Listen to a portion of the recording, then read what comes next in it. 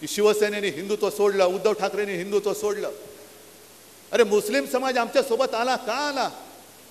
कारण करोनामध्ये मी कधी जातीय भेदभाव केला नाही आणि मुख्यमंत्री असताना सुद्धा मी मुख्यमंत्री पदाच्या त्या इब्रतीला किंवा शान जी होती तिला डाग लागू दिला नव्हता. सगळ्यांना समानतेने मी वागवलं होतं. आज जे काय भारतीय जनता पक्ष करतंय हे तुम्ही सांगा मला की कोणी हिंदुत्व सोडलं? मी सोडलं का भाजपने सोडलं? आपण वक्फ बोर्डच्या सुधारणा विधेयकाला विरोध जरूर केला. का केला?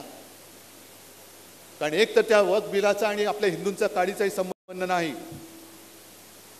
आणि संपूर्ण 2 दिवसातली त्यांची संसदेतली भाषणं जर तुम्ही ऐकली, मला असं वाटतं तोही एक कार्यक्रम करा की नुसती त्या ठरावाच्या वेळेला अमित शहापासून सगळ्यांनी केलेली भाषणं फक्त सगळ्यांना ऐकवा.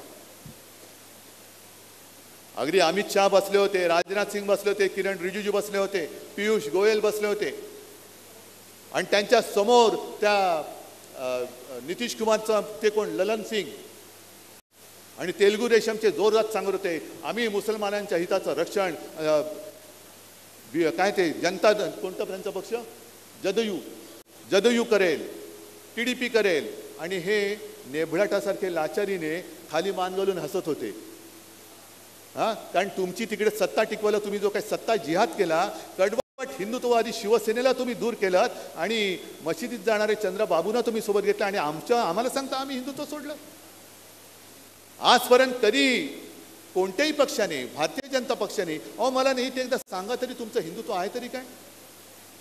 कारण शिवसेना प्रमुखांनी जे काय आम्हाला हिंदुत्व शिकवलेलं आहे ते हिंदू मुस्लिम म्हणून नाही, आमचं हिंदुत्व हे राष्ट्रीयत्व आहे, जो या देशासाठी मरायला तयार आहे, जो हा देशाला आपली मातृभूमी मानतो, माझा देश मानतो, तो जातीपाती धर्माने कोणी असला तरी आमचा आहे, ही शिकवण शिवसेना प्रमुखांनी आम्हाला दिलेली आहे.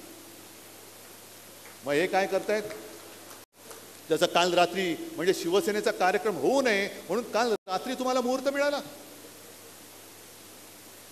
हिंदू मुसलमानांनुसार लढवायचं म्हणजे हिंदूंना पेटवायचं, मार मुसलमानांना दगड, मुसलमानांना पेटवायचं, मार हिंदूंवरती दगड आणि त्या दोन्ही दगडावरती पाय ठेवून तुम्ही सत्ता भोगायची. मरतात कोण? गरीब हिंदू आणि गरीब मुस्लिम मरताय. आणि आजही मी सांगतो की आम्ही राष्ट्राभिमानी आहोत. जे शिवसेना प्रमुखांनी आम्हाला शिकवलं की प्रत्येकाने आपला धर्म आपल्या घरात ठेवावा, घराच्या बाहेर पडल्यानंतर देश हाच माझा धर्म असला पाहिजे. पण त्यावेळेला जर का कोणी त्याच्या धर्माची मस्ती करून आमच्या समोर उभा राहिला तर त्याच्या समोर मी कडवट राष्ट्राभिमानी हिंदू म्हणून मी समोर उभा राहिल्याशिवाय राहणार नाही. ही शिकवण आहे. मग एक राजकीय पक्ष भारतीय जनता पक्ष झाली, परवाकडे हनुमान जयंती झाली, त्याच्या आधी रामनवमी झाली, किती हिंदूंच्या घराघरामध्ये भेटी दिल्या होत्या दिले, कोणाच्या तरी एका तरी हिंदूंच्या घरात आले. पण यावेळेला प्रथम देशातल्या 32 लाख मुस्लिम कुटुंबियांना सौगाते मोदी आणि भाजपच्या म्हणजे त्यांच्याकडे पैसा बक्कळ आहे, स्वतःच्या